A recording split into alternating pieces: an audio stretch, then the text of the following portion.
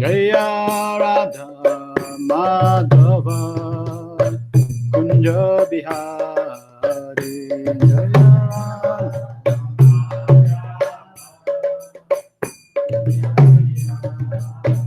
Jaya Gopi Janavallabha Giri Baradari Jaya Gopi Janavallabha Jaya Gopi Janavallabha Giri Baradari Jaya Gopi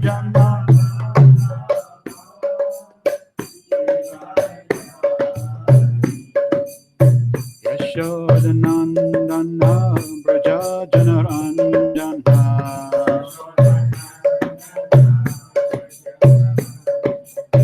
Yashodanandana Braja Janaranjana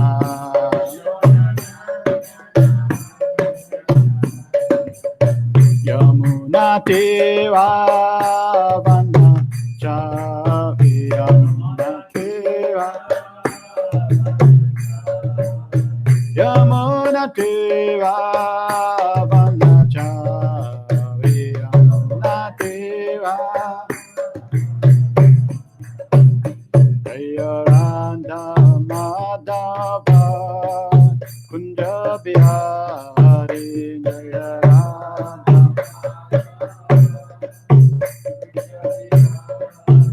Jaya Radha Madhava Kunja Bihari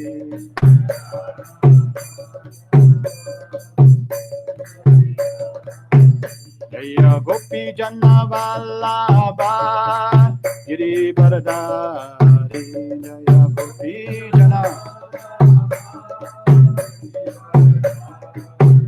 Jaya Gopi Janavallabha Giri Baradari Jaya Gopi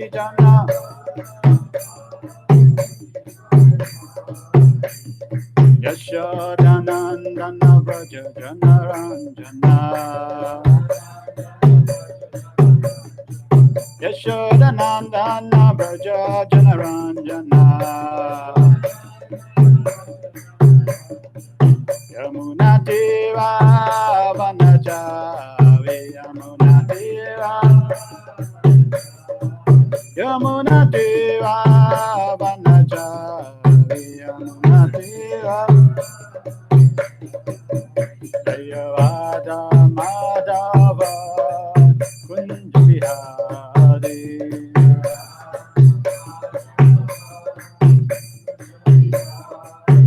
Jaya Radha Madhava Kunja Bihari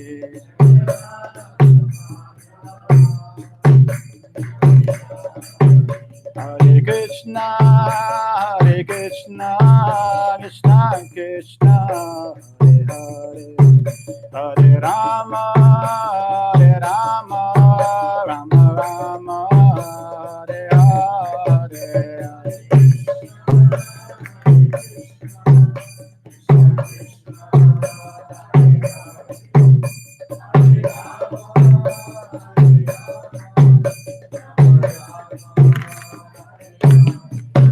Hare Krishna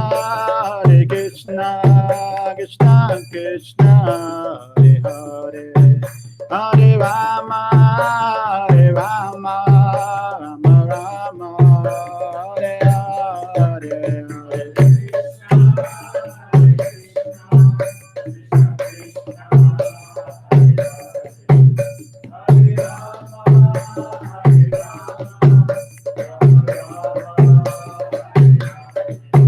Hare Krishna Krishna Krishna Hare Hare Hare Rama Rama Rama Hare Hare Hare Krishna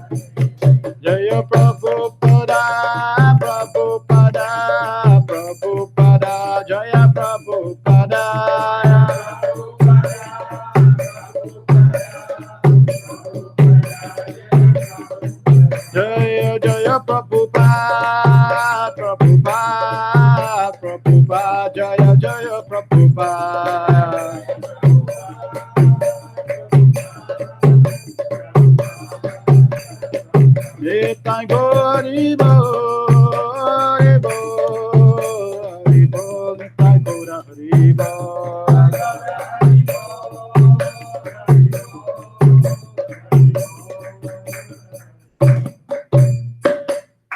Jai Shri Shivara Shamsundar ki Jai, Shri Nectar Devotion ki Jai, Shri Prabhupada ki Jai, Samaveta Bhaktivinoda ki Jai, Nitai Gopramanande. Om Namo Bhagavate Vasudevaya. Om Namo Bhagavate Vasudevaya. Om Namo Bhagavate Vasudevaya. Let's repeat responsively. Nana Shastra Vicharane Kanipuno Saddharma Samstapako Lokanam Hitakarino Tribhuvane Manyo Sharanyakaro Radha Krishna Padaravinda Bhajana Nandena Mataliko Vande Rupa Sanatano Raghuyugo Shri Jiva Gopalako.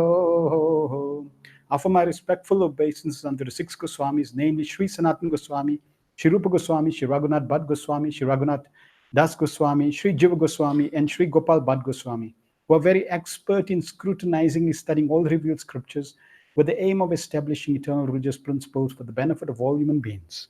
Thus, they are honored all over the three worlds, and they're worth taking shelter of because they are absorbed in the mood of the gopis and are engaged in the transcendental loving service of Radha and Krishna.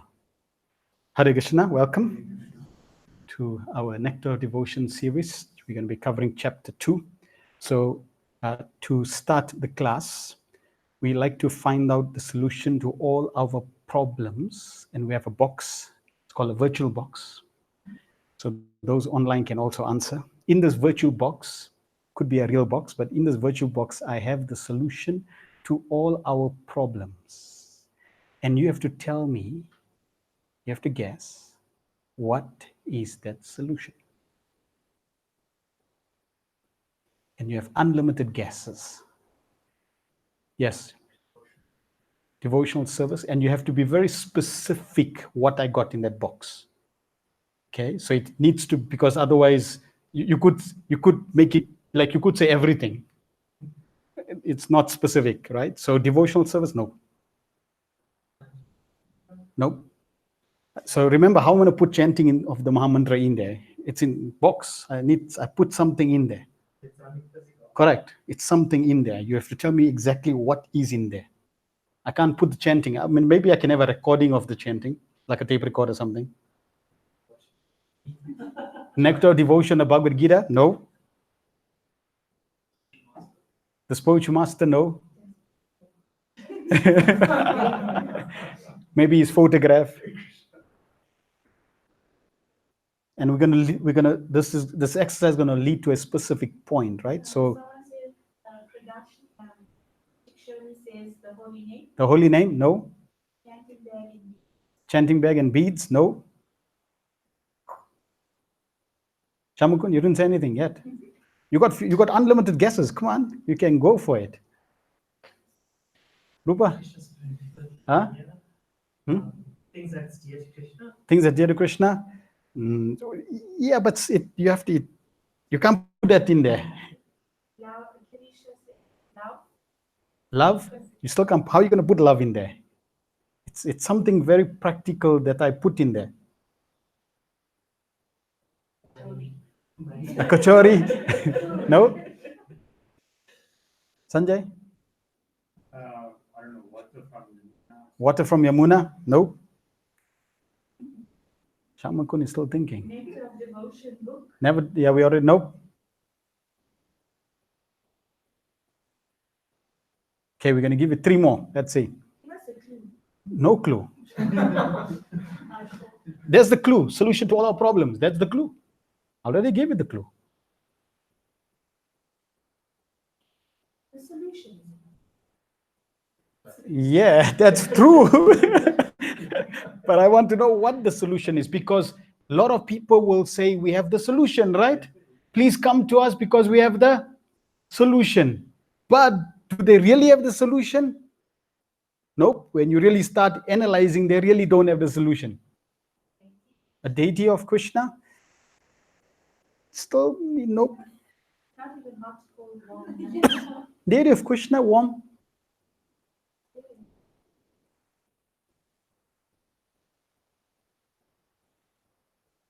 Shamkun, you have to give us one. Come.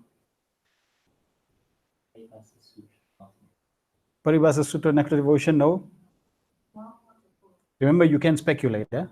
Prabhupada in 13th chapter Bhagavad Gita says, as long you can speculate, as long as you speculate in relation to the Siddhanta, to the Tattva. So you can speculate. This is not mental speculation like outside bhakti. Bhagavad Gita and Hare Krishna, no. All right. Rupa, you didn't say anyway. I'll give you one more chance. Then we continue.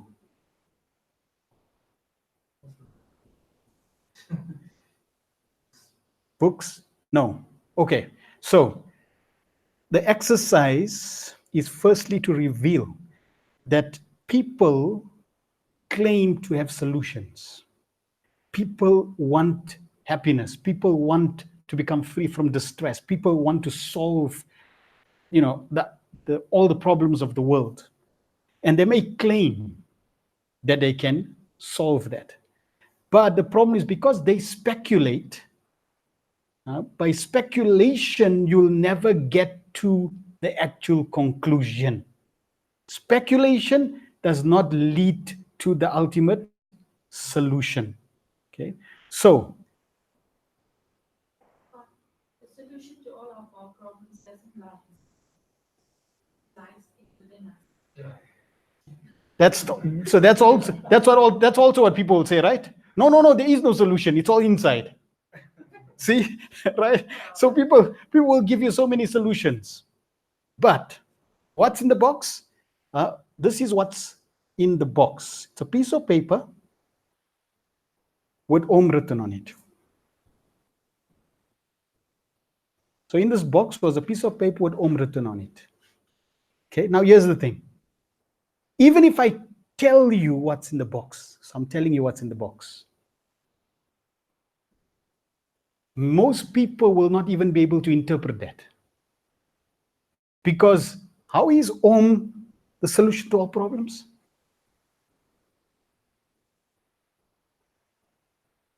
Most people will not get it. But that is the solution to all problems. How is that the solution to all problems? AUM. Om is Krishna and Srimati Radharani with the living entity and their relationship. Which means that Om is Radha and Krishna and the living entity. And their relationship is all about devotional service, pure devotional service. So therefore, pure devotional service is the solution. Bhakti, Uttama Bhakti is the solution. And most people out there, everyone out there who speculate will never get this solution. This solution has to come down from the spiritual world by those who know the solution. So therefore, Rupa Goswami, he's not speculating about the solution. He's not coming up with different ideas. He knows the solution. The acharyas in our line, they know the solution. They coming and they delivering the solution to us. And not only will they deliver the solution, so they'll give us the solution, and what will they do?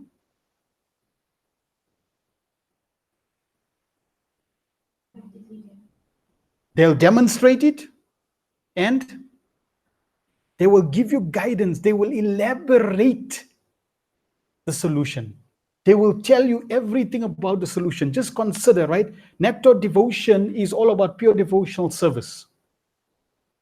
Yet, Rupa Goswami expanded so many topics related to pure devotional service, so that we get a full understanding of the solution. Because if we just had to say this is the solution, now what? We may misidentify, we may, not understand it properly, we may, apply it in the wrong way, we may conjure our own ideas of what devotional service is, what it's not. Rupa Goswami clarified everything perfectly. It's a beautiful quote or Tat Sutra by Srila Bhaktivinoda Thakur in his Sri Tattva Sutra. Bhaktir Purna Nurakti Pare. The spiritual function of bhakti is characterized as the fullest attachment to the Supreme Lord. So, pure devotional service, bhakti, means the fullest attachment to Krishna. That is what this nectar devotion is all about. How to cultivate that fullest attachment, purest and fullest attachment to Krishna. We covered the definition. Anya bilasita sunyam jnana karmana vritam anukulyana Krishna anushilanam bhaktir uttama. The Tadasta Lakshana and Swarup Lakshana. One should render transcendental loving service to the Supreme Lord, Krishna, favorably and without desire for material profit or gain through fruitive activities or philosophical, without desire for material profit or gain through fruitive activities or philosophical speculation. That is called pure devotional service. Now, we covered last week, we covered the 6 characteristics of pure devotional service. And in that chapter, Srila Rupa Goswami and Srila Prabhupada, they giving us these 6 characteristics of pure devotional service to encourage us on this path. There's this statement, when you know your why, you can endure any how. That means the how you will continue to endure. The path you will endure because you know the characteristics, you understand the value. So Rupa Goswami gave us 6 different characteristics, very wonderful characteristics, to encourage us what's on this path of devotional service, pure devotional service. Because the more you know why and the more you know the benefit, the more convinced you will be of this process. That even though it may be difficult, even though there's challenges, there's obstacles, but you will endure. You know that at the end, this gift of pure devotional service is actually what you're looking for. This is the solution, right? And therefore, I will never give up this path of pure devotional service. Even if someone tomorrow comes up with a new solution and says, no, this is the solution. And it contradicts Rupa Goswami's solution. But they give evidence and they, it's so scientifically presented. Still, we will reject it. Because we're convinced, firstly, of who the Goswamis are, who is Rupa Goswami. We understand these personalities. We understand how that knowledge is coming down. And we understand the content or the characteristics of pure devotional service. Therefore, we will not give up pure devotional service. It will convince us. And therefore, Prabhupada said Nectar devotion is our law book. And throughout Nectar devotion, you'll find they make a statement. Rupa Goswami makes a statement. And then what he does, he substantiates the statement with a verse. Every chapter is like that. Every wave is like that. He makes a statement and it doesn't just, makes a statement and carries on. No, he makes a statement and he says, this is established by these verses. So he's really giving us an authoritative understanding of pure devotional service. And we should be convinced of that.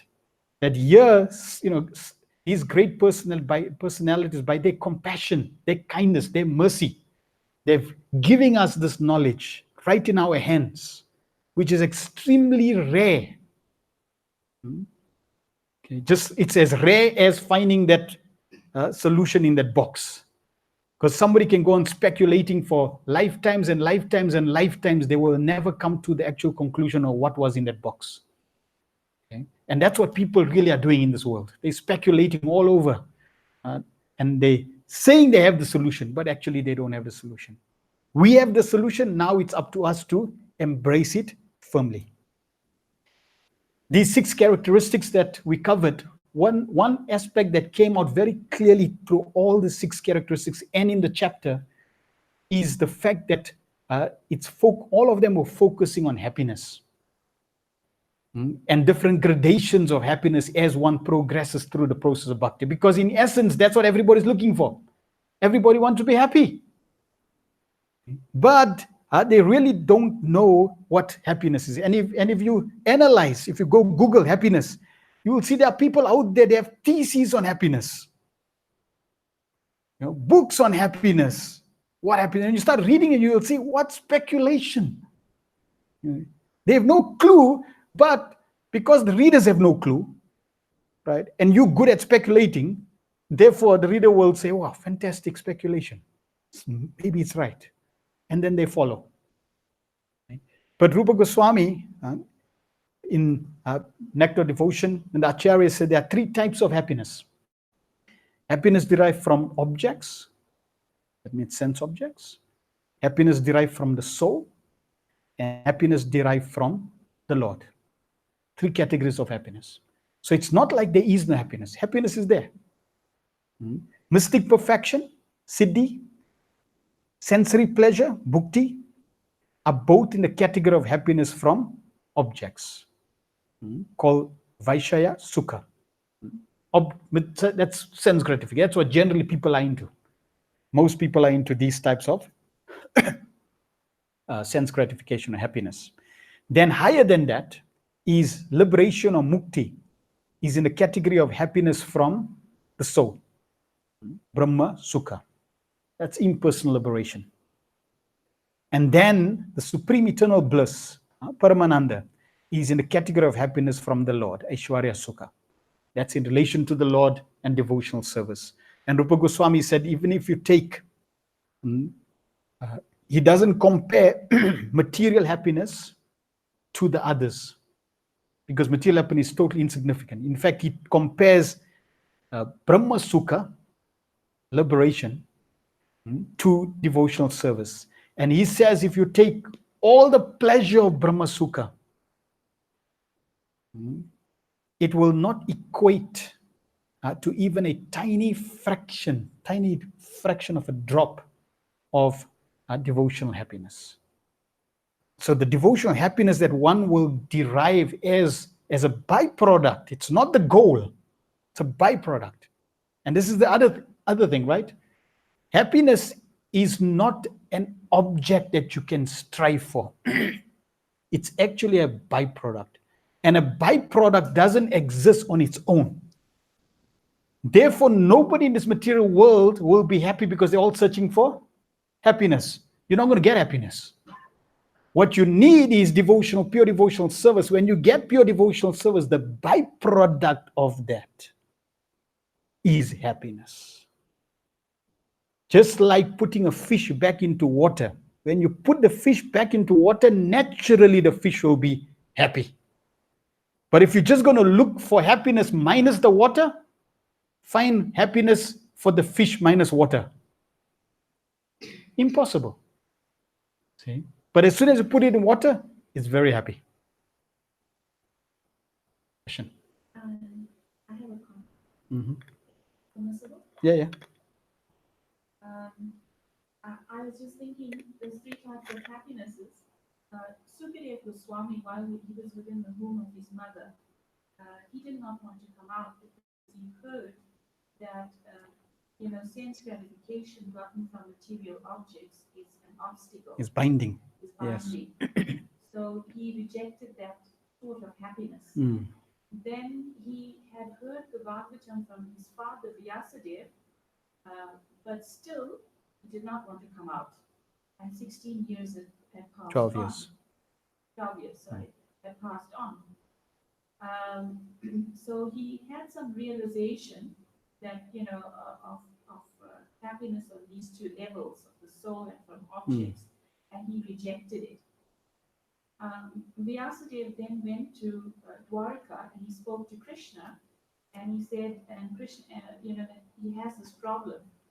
And Krishna had to come to Vyasadeva's ashram and speak to, I think her name was Jaipala, Vyasadev's wife and tell Sukadev Goswami that he must come out, and the only happiness that will satisfy him is when he hears the that the rasa that one can get from devotional service by linking up to the Lord.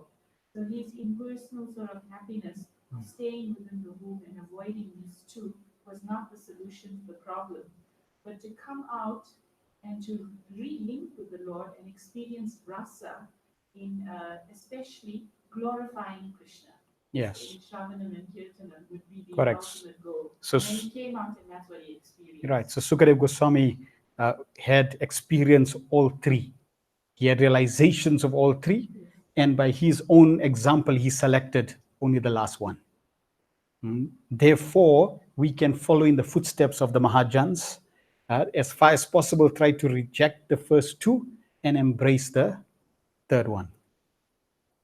Then we covered the 6 characteristics. Kleshagni, relief from material distress. And there were 3 causes of material distresses: papam, bijam, and avidya. Papam means sinful reactions. That means wrong acts. Bijam, material desires, which means wrong desires. And avidya means ignorance, means wrong understanding. So wrong acts, wrong desires, and wrong knowledge or wrong understanding, these are basic 3 causes of misery, distress. If you don't want distress, simply avoid wrong acts, wrong desires, and wrong understanding. Then we covered subhada, all auspiciousness, and devotional service is not just auspicious, it's all auspicious. And it's the only all auspicious activity. Why? Because it's compassion for everyone, it attracts everyone, it produces good qualities, and it bestows superior happiness. Moksha Lagutakrit derides conception of liberation. Sudurlabha, it's very rarely achieved. And why? Because it cannot be achieved by one's own efforts. It has to be bestowed upon one by mercy. And Krishna rarely awards it. He can easily give liberation, he can easily give mystic powers, material opulence, whatever else you want, no problem, take it. But pure devotional service, he won't give it because he becomes subordinate to that devotee. And then Sri Krishna Karshani, the only means to attract Krishna under the control of the eternal potency of Krishna. So these were the 6 characteristics we covered. I like to speak a little on the papam, bijam, and avidya. Very often we may encounter that we have material desires. We want to engage in sense gratification, and we know that something is wrong.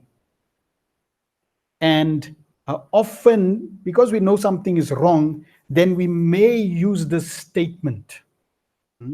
And the statement is, I'll do it for the last time. One more time. Just one more time, then I'll stop. The problem with that statement or that act, I'll do it last time, is because when you engage in the activity, sinful activity, especially wrong acts, papam, what happens?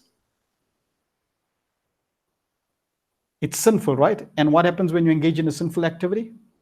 You get reaction. And how many types of reactions you get? 2. One is prarabdha and the other is aprarabdha. Okay, that means manifested and unmanifested. If I drink a lot of liquor, I get 2 reactions. One is of drinking, and my liver will be impacted. I'll get drunk, I'll get intoxicated. Okay, that's prarabdha. And the other is aprarabdha. And aprarabdha comes in 2 ways. One is, if I drink, for example, according to Srimad Bhagavatam, next life where I'm going, hellish planet, and they'll put hot molten down my throat. That's the aprarabdha reaction that's waiting for me. unmanifested reaction. But there's another aprabdha reaction that's manifested. And that is if I drink, besides the prabdha manifested, another unmanifested reaction is my desire is increased. So if I'm going to say for the last time I'll do it, what happens?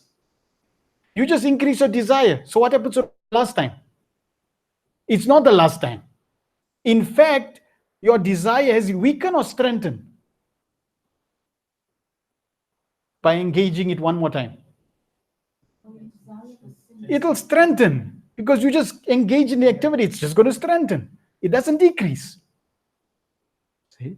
By engaging in sinful activity, your desire increases, not decreases.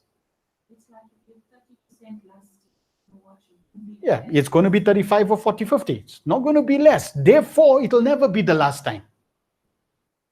See? And that's why Prabhupada gives the example in the purport of the elephants bathing. They bathe, then they come out and they throw sand. That's why people cannot give up sinful activities because of the cycle, because they get bound. They don't understand the bijam, the seeds that are there that's increasing. The desires are increasing. And Prabhupada says a person who is not trained in Krishna consciousness cannot become completely free from the desire for sinful activities. Okay? They cannot become completely free. Neither the yoga process, nor philosophical speculation, nor fruitive activities can save one from the seeds of sinful desires. Only by being engaged in devotional service can this be done. Only. There is no other alternative. That's why no matter who you are, how famous, how popular, how educated, it doesn't matter who you are on this planet. If you are not engaging in devotional service as prescribed by Rupa Goswami and Srila Prabhupada, you will still have sinful desires. You will still be engaged in sinful activities. Your character will not be spotless because those desires will never be removed. And the beauty of devotional service, the example is given just like seeds, because bijam means seed of sinful desires. If I take seeds and I put them in a frying pan and put it on fire and I fry those seeds, let's say if I take some marigold seeds or if I take some mango seeds, right, and I fry some mango seeds, I roast some mango seeds, and now take those mango seeds that I roasted and I plant them. Guess what will happen? Nothing. Because those seeds are fried.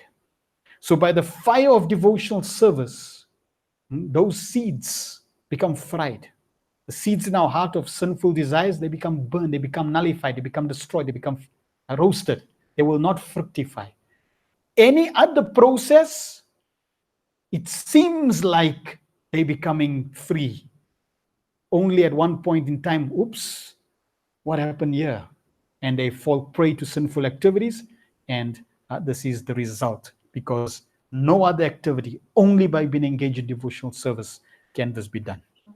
Just on that point, I think one thing, as I think I also make that mistake sometimes in my vocabulary, that when you speak about this, I say devotional service is transformational, but actually it's not transformational. It's a revival of something original. We're going to cover that. Yeah, it's covering. We're going to get. Right. So 3 categories of devotional service. In the purport, Srila Prabhupada starts off this chapter, and he says 3 categories of devotional service, which Srila Rupa Goswami describes in Bhakti Rasamrita Sindhu, are listed as devotional service in practice, devotional service in ecstasy, and devotional service in pure love of Godhead. There are many subheadings to each of these categories. Generally, it is understood that in the category of devotional service in practice, there are 2 different qualities. Devotional service in ecstasy has 4 qualities, and devotional service in pure love of God has 6 qualities. These qualities will be explained by Srila Rupa Goswami later on. So from this chapter, Srila Prabhupada and Srila Rupa Goswami are now, they're going to give us a map. And this map is going to unfold. You know, if you take Google Map, you can zoom in, you can get more details, you can get satellite view, you can get as detailed as you want. So they're going to now unfold this map, this roadmap for us, so that when we go and use this roadmap, we know what to expect. We can understand the journey that we're going to traverse, that we're going to take, which is very important. So that's why it's also not speculation. They're actually giving you a roadmap. And that means if I take this path seriously, I'll be able to, oh yeah, right, they did say this. Correct, which means I'm on the right path. Oh, they talked about this obstacle. I should be very careful, go around. So in this way, it's giving you a clear direction of moving on the right path as well as the obstacles to avoid on this path. So here Prabhupada is telling us, Rupa Goswami is telling us that devotional service in practice, which is called sadhana bhakti. Then there's devotional service in ecstasy called bhava bhakti, and devotional service in pure love of Krishna, which is prema bhakti. And each one has subheadings. So we're going to now go into these subheadings. And these three different levels of devotional service, they generally are categorized from beginning to end in 9 stages. Okay, the 9 stages of devotional service, which we're going to cover. And these different qualities that Prabhupada is talking about, we will see how they fit into in relation to the 6 characteristics. So remember last week we covered this 9 stages of bhakti yoga. Okay? And we should know these stages off by heart because this is our roadmap. This is our life map. Okay? This map is what we're going to go through until we finish the journey. And we should know where we are on the journey. We don't want to get stuck. We want to keep moving until we hit the goal. And goal is number? Goal is number 9. Don't get stuck in 7. Right, goal is number 9. Pure love of Krishna. So first, Shraddha, faith. Sadhu Sangha, association. Bhajana Kriya, engage in devotional service. Anartha Nivriti, uprooting of weeds. Nishta, faith or steadiness. Ruchi, higher taste. Ashakti, attachment. Bhava, first ray of love of Krishna. And Prema, love of Krishna. These are the 9 stages we're going to go through. So 1 to 7 is sadhana bhakti. Then 8 is bhava bhakti, and 9 is prema bhakti. Okay, so stage or category 1, category 2, and category 3, according to those 3 classifications. All right. Now we're going to expand that further. And it's recorded, so you can always, we're not going to go into detail because each of the next slides that I'm going to present could be a course on its own. Right? So we're not going to go into great detail, but just so that you can understand that these 9 stages are extremely important. And Acharyas, Lord Chaitanya Mahaprabhu, Rupa Goswami, Bhakti Thakur, they all have used these 9 stages, and we can use these 9 stages in different ways to gauge where we are. So here's the first one, which we posted on the group. So this is from Madhurya Kadambini, starting right at the bottom and going through different 9 stages right up to pure love of Krishna. Okay? The PDF is in the group. You can go through it. So on your own time, go through each of the leaves and read each one. If you want references, you can read Madhurya Kadambini. We have that as a separate course. But just to give you an example, right? For example, here at Bhajana Kriya. So Bhajana Kriya means what? practice of devotional service, engaging in different devotional services, right? At that stage, there are different obstacles. And we should know what are the obstacles and what type of bhakti I don't want. So here you'll find there are different types of obstacles that one can be hindered by. Utsamai, initial enthusiasm. One day you're very happy to engage devotional service. Next day, like right? It's an obstacle. You want to be steady, right? Another obstacle, tarangarangani, riding the waves, because you are brahmachari, you just got your saffron cloth, then you go door to door, Sankirtan. You knock on the door, they open the door, and what they say? Oh, Swamiji, please come, Swamiji. Sit down, Swamiji. Now you think, wow, I'm already a Swami. This is nice. I like this. What can we get you, Swamiji? They start worshiping you, adoration, fame, prestige. See, all that comes, it's an obstacle. Followers, money. People will come and give you a donation. Now you're wondering, hey, money is coming to me without me asking. This is nice. So all those obstacles, they stop you from progressing. So like that, we can go through even anartha nivriti. There are different types of anarthas, different categories of anarthas, and we should know what are the anarthas. These are different types of anarthas. You can go in detail. The PDF is very nicely done. In detail, you can, and if you want more reference, as I said, Madhura Kadambini will give you. We should know the anarthas, because when we come to them, and remember, most of the devotees, majority of the devotees are in these stages, associating with devotees, engaging in devotional service, and getting purified, removing the weeds.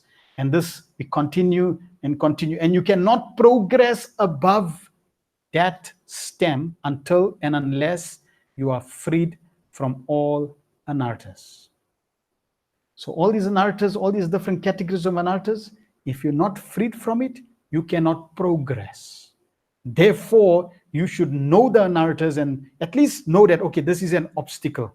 I don't want to entertain this. I need to remove it, or I need to avoid it. Okay? And naturally, we remove anarthas simply by engaging in devotional service, because devotional service will purify. On our own, it's impossible to remove the anarthas, but we are aware. We don't get, it's like driving and there's a big pothole, and your friend told you, careful, you're driving on the road, there's a big pothole, it's the size of a bath, like when we went to Nairobi. From Nairobi to Kisumu, the devotee said, we're going to take you on the road. But, be aware, the roads, sometimes will go off the road, because the potholes are not just like South Africa potholes. South Africa potholes are heavenly. Those potholes, the car can go in and not come out, right? So, he warned us. And because he knows the road, he knows, okay, here's a pothole. He goes on the side. So these anarthas are potholes. We don't want to fall into it. Okay, so here we in the center, we have our 9 stages from Shraddha to Prem. Okay. And we're going to go into different aspects of how to identify, how to understand these different stages. So for example, Kanishta Adhikari, Madhyama Adhikari, Uttama Adhikari. So just the classification of levels of devotees tells you which section of the 9 stages one is in. Sadhana Bhakti, we're going to cover, has 2 aspects, Vaidhi Sadhana Bhakti and Raganuga Sadhana Bhakti. Then Bhava Bhakti and Prema Bhakti we covered. And remember, Srila Prabhupada in the first part of the purport said that Sadhana Bhakti has 2 characteristics. So these 2 characteristics are actually characteristics that we covered last week. Subhada and Kleshagni. And they keep expanding. Which means in Bhava Bhakti, we got 4. We got Kleshagni, Subhada, Moksha Lagutagrit, and Sudulabha. And they keep expanding to Prema. And in prema, we got 6. Kleshagni, Subhada, Mokshalautika, Sudrabha, Sandranatma, Visheshatma, and Shikrishakashani. So they keep growing, they keep expanding until it fully manifests at a stage of prema. So those are the characteristics that Srila Prabhupada talked about on this path. As you're progressing, these characteristics will start to manifest. Okay? Which means that sadhana bhakti, what numbers? 1 to 7. Right? So from 1 to 7, you should be experiencing, as you're progressing, Kleshagni and Subhada. They should be manifesting. But very often, we're not really experiencing any relief from distress. In fact, sometimes like here, holism, even worse. And I'm not experiencing all auspiciousness. Why? Because we're still stuck here. Anartha Nivriti. This is an uphill journey because we got unlimited anarthas in our heart. So that purification process depends how intensely, seriously we practice. To that degree, we get purified. And very often, not only are we trying to get purified, what do we also do? Which is converse to the whole process.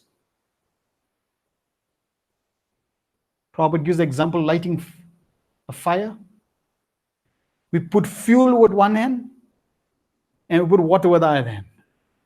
See? So because we're practicing and then we still engage in sinful activities, we're adding to the problem. So we want to understand and be serious. On this side, on the left-hand side, this is covering 6 stages of consciousness of the living entity.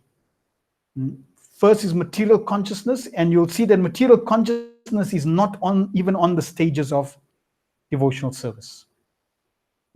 Anamaya, which means your first level of contact, like a child. For the child, food is everything. Everything is food. Yes, everything is food, and food is everything. The consciousness of a child, food is my life, and everything I can eat. Whatever I get, I'll put in my mouth. Why? Because Anamaya consciousness. As the child grows up, then toy consciousness becomes, well, where's my toys? Okay, it starts to, I'm alive now, I can play now. It's energetic. That's called pranamaya, life as energy. Then the child grows up, starts to become mental. And it's a practically child or the youth, the boy is on a mental platform. Okay, it wants this, no, it doesn't want that, it wants this. It's like it can't make up its mind because it's accepting, rejecting. It's driven by the mental platform. So that's life as the mind. These 3 are material consciousness.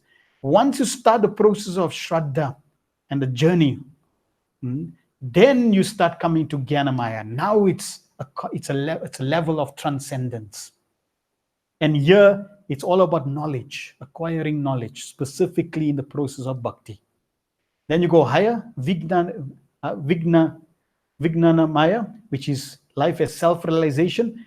From this point, now you're really serious about spiritual life. And then finally, when you achieve Bhava Bhakti, Anandamaya, life as pure love for Krishna. And this is how consciousness evolves. So we can see consciousness evolving even on these 9 stages.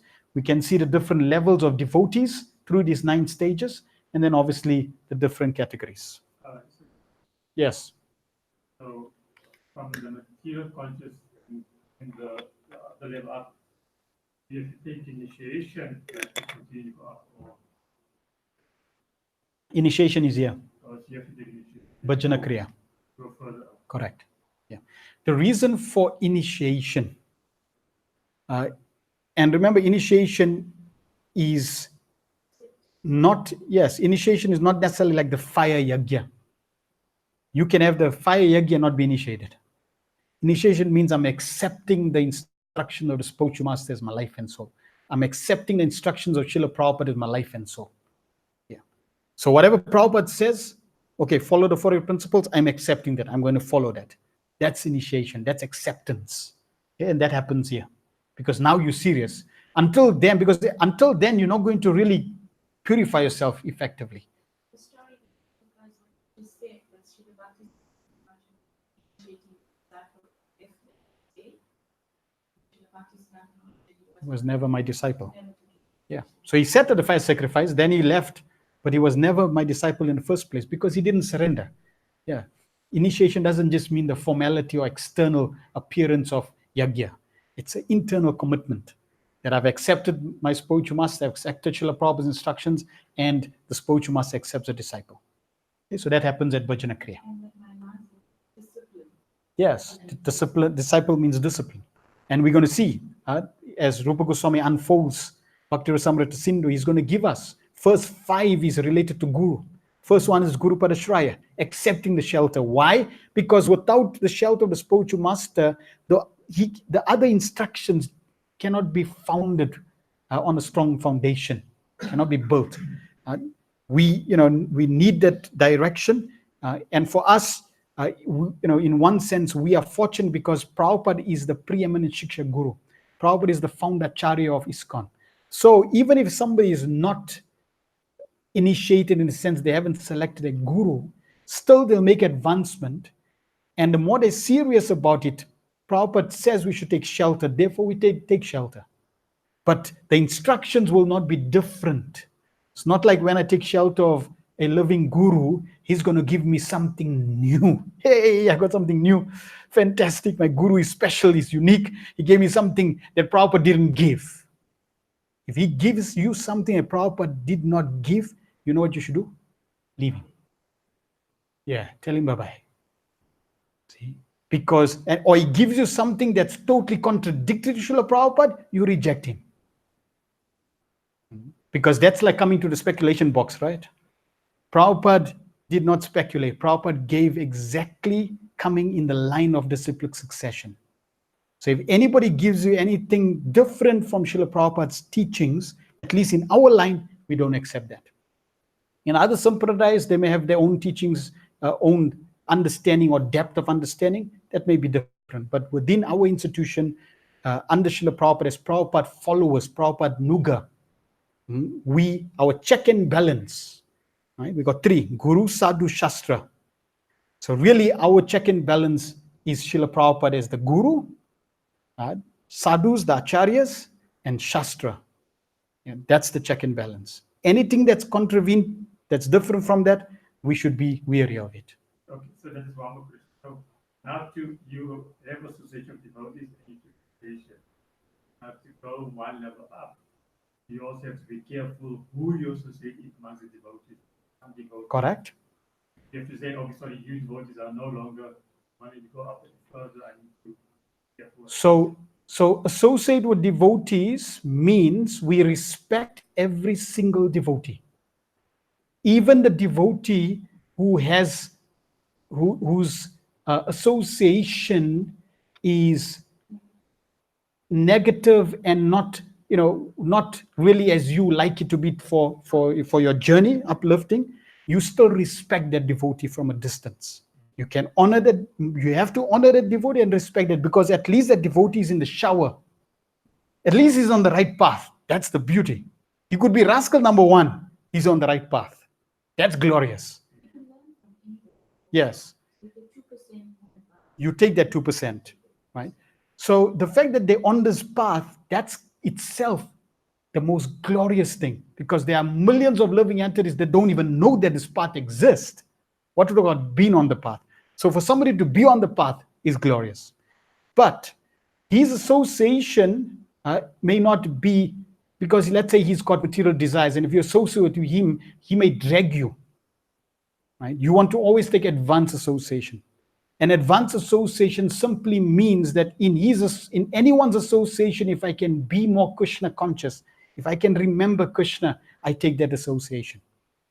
Yeah. If in anyone's association I don't think of Krishna, I should be a little wary and not take that association.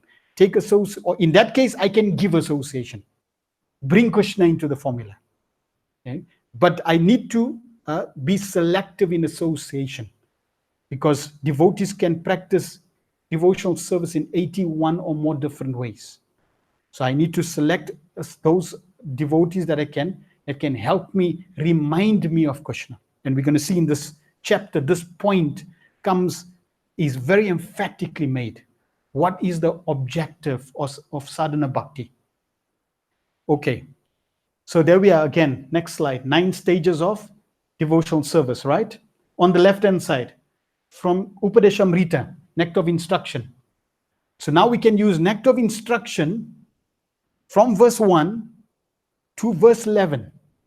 We can use that as a guide to measure my progress. How am I doing with these verses? Because we already covered Nectar of Instruction. You can see, okay, verse 1 to 3. If I'm really following verse 1 to 3, starting with Vacho Vegam, Manasukroda Vegam, Jiva Vegam, Udarasta Vegam, 1 to 3, that means you only on starting on first level, Shraddha. If I'm still struggling with my senses, means I haven't even gone past Shraddha. If I'm going to verse 4 and 6 and I'm really trying to embrace 4 and 6, means I'm coming to this stage. Verse 7, I'm moving through these stages. Verse 8, Shakti. 9 to 11, Bhava and Prema. So I can use these verses and these instructions in these verses to see, am I making progress? Am I going forward? Because here's the map. Okay, how do I know I'm moving forward? What's the beacons? Just like if I'm going from here to Durban, I can see the board, kilometers. 600 kilometers to Durban, keep driving. 500 kilometers to Durban, keep driving. 400 kilometers driving to Durban, I'm on the right road. Then 450. Uh-oh. Wait, something's wrong here. Right? 500, oops, something's drastic. You better stop going in that direction. So these are ways we can measure. So Upadeshamrita. On this side, Shikshastikam. Lord Chaitanya Mahaprabhu gave us 8 verses of the Shikshastikam. So now we can use the Shikshastika prayers and see where I am on this path of the 9 stages of bhakti.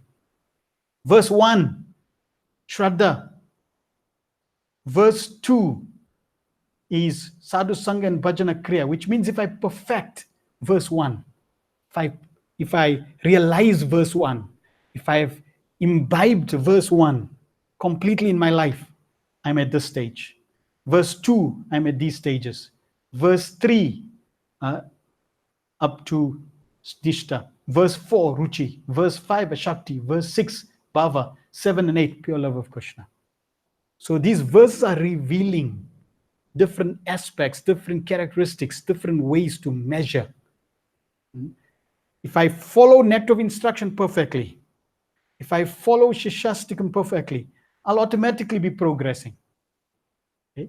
Then we come to the far right-hand side, stages of remembrance of Krishna. So just taking the level, the intensity of remembrance in relation to Krishna, I can measure how far am I progressing on this path. I'm not going to explain everything in detail. Shravana Dasya, Nectar of Instruction, this is also in Nectar of Instruction. Prabhupada in one purport quotes these stages. Shravana Dasya, which means I engage in hearing Krishna Katha.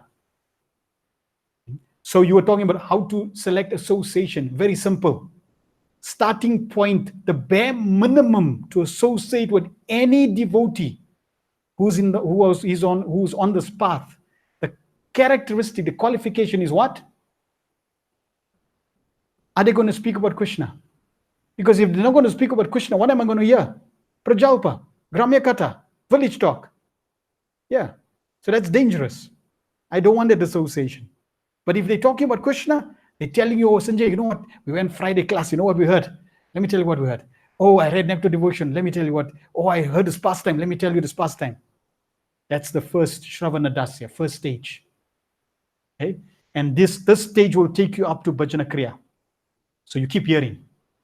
Now the beauty is, okay, I'm hearing Krishna Katha. I read Prabhupada's books. As soon as I get initiated, then what I do? I close the book. No, that's not the goal.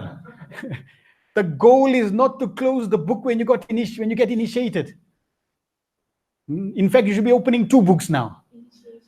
Right? Initiation means beginning. Now you should be more serious about reading. So I start hearing and I don't stop hearing. Because this This ladder, this journey is all about remembrance. So I hear, because if you don't hear, what you're going to remember? Nothing. You have to hear about Krishna. Okay? And in fact, when we cover in the further chapters in Raganuga Bhakti, even in Sadhana Bhakti, you'll see this is one of the most important aspects, remembrance of Krishna. Because at the time of death, remembrance of Krishna, yam yam vapi smaran bhavam tyajate ante kalavaram, whatever you remember at the time of death, you attain. So remembering is important, therefore hearing. Then I come to Varana Dasya, acceptance. I'm accepting the spiritual master is accepting me. I'm accepting the process. Constant hearing of Krishna Katha. One is attached to Krishna Katha. So I hear now and then when I like it. It's okay. That's part-time. Now I really like to hear. It's constant. You can see just on remembrance you improving. Okay, you constantly hearing. That means up to the stage of Nishta. And remember, you can progressively increase. Then you come to Ruchi. At Ruchi, you come to what we call Smarana Vasta or Smarana Dasa. That means remembering and chanting in ecstasy. Now when you hear Krishna Katha, now when you remember, you get goosebumps, your hair stand on end, you get ecstasy because it's so relishable. You don't want to stop. 1 hour, 2 hour, 3 hour, 4 hour, you don't want it to stop. You have a taste, a relish. Okay? And in terms of remembrance, you go through 5 stages of remembrance. First stage is interrupted, which means you remember, you forget, you remember, you forget, you remember, you forget. Then uninterrupted, you constantly remember. Then it's uninterrupted and it becomes concentrated remembrance. Then it becomes meditation and it expands and becomes constant. And then it's uninterrupted, unceasing samadhi. It becomes completely absorbed. You become so absorbed that the external environment disappears. Because now Krishna becomes your focus, your remembrance. Like the Goswamis, they would come together and do what? Discuss, hear about Krishna. And then they start discussing, and guess what happens? 3 days go by. And the servant will have to come and says, Goswamis, you all haven't eaten anything. You all haven't slept.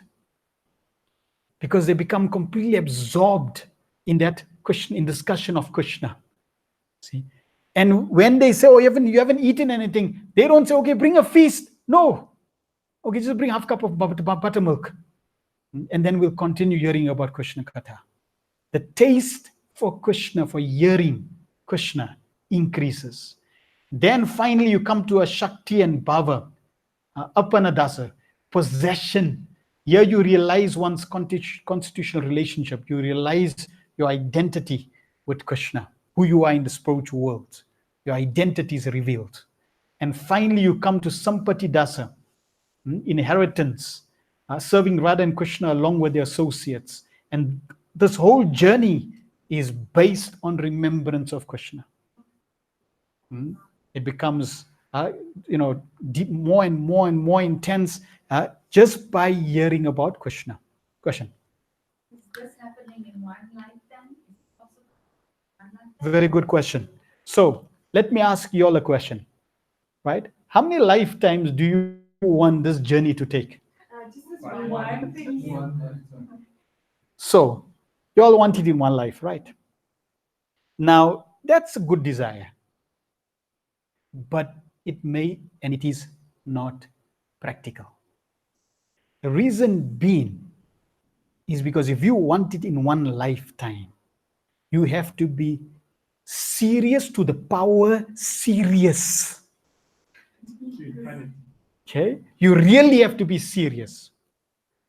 The concession or the benefit, the fortunate position we are in is Srila Prabhupada in his purports.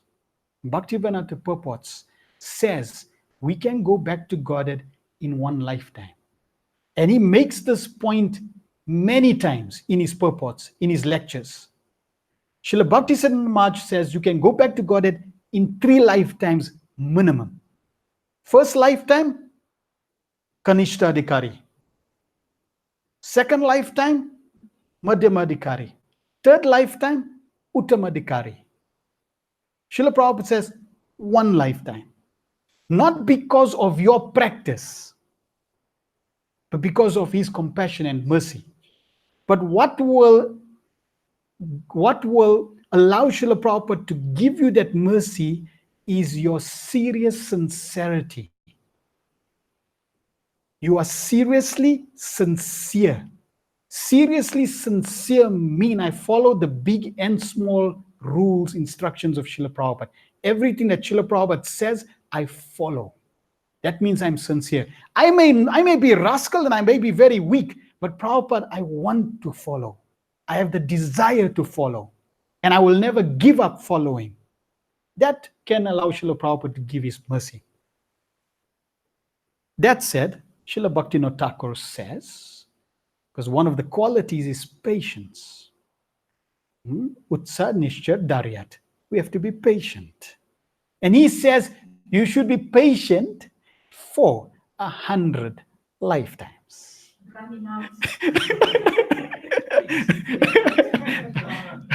Okay, so you have to be patient for 100 lifetimes. Now, let me shed some light. The fact that we're on this path, okay, because remember, the goal of pure devotional service is not to go back to Godhead. The goal of pure devotional service is not to become free from miseries. The goal of pure devotional service is not to get liberation. The goal of pure devotional service is only one, and that is to please Krishna. That's all. That should be your objective. Let me do everything I can to please Krishna. How long and when I go back to Godhead, that's Krishna's business, not my business. How I die and how I don't die, that's Krishna's business, not my business. My business is to engage in pure devotional service, to please Guru and Krishna. That's all. So if I simply serve Krishna, what will happen is, even if Krishna wants me to come back, I will come back in a more glorious position. Because one who on this path, Krishna tells Arjuna, is never overcome by inauspiciousness, by evil. Right? In fact, if you're on this path, you're only going to get auspiciousness. And consider what did, let's go back. Shikshastikam, right? Which verse tells us? Lifetime after lifetime. Yeah. So at this stage, you will understand. Dhanamna janamna sundarim kavitam vajigadeshikame. My Lord, I don't want followers, I don't want wealth, I don't want women. All I want is birth after birth, engage in devotional service. So Lord Chaitanya Mahaprabhu is teaching us what should be our desire. And that should also be a test for us. Because what we think, no man, you mean if I have to come back? I mean, if I come back, you know, this Kali Yuga, heish. Kali Yuga is hellish. But hold on. If you have faith in Krishna and you surrender to Krishna, you will never be destroyed. Krishna tells Arjuna, you promise that my devotee will never perish. Yes, there may be challenges, but those challenges will just strengthen our relation with Krishna. It will bind us in greater relationship. But we will never be destroyed like the materialists. In fact, our journey will always be more exciting, more enthralling, more thrilling, because Krishna is there. So if we surrender to Krishna's path, there is always auspiciousness. Third question, because you said that pleasing Guru. Yes. So then, why would Krishna or Guru need infinite number of souls to be pleasing them? You understand that like Correct. over 6 billion souls, Yes. infinite souls. Why so much souls need to be pleasing? Very good question and very simple. If I'm a father on our road, we've 7 in the family, right? Down our road in Extension 1, there was one house there. They had 22 children in a family. 22. 2. Right? Now, let me ask you a question. If father and mother got 7 children, do they say, no, we only love one child because we full, we got enough? Or they're happy to love all 7? And they never tired of loving all 7, right? Okay, what about our father and mother's got 22? Do they love all 22? Yes. And will they ever say no, enough? No. So love has no capacity, has no ceiling. It's unlimited. And because we are all Krishna's children, Krishna wants to love every one of us. Okay. Now here's the other point. Every living entity is unique. So the love that you can offer to Krishna, nobody else can. So Krishna wants us.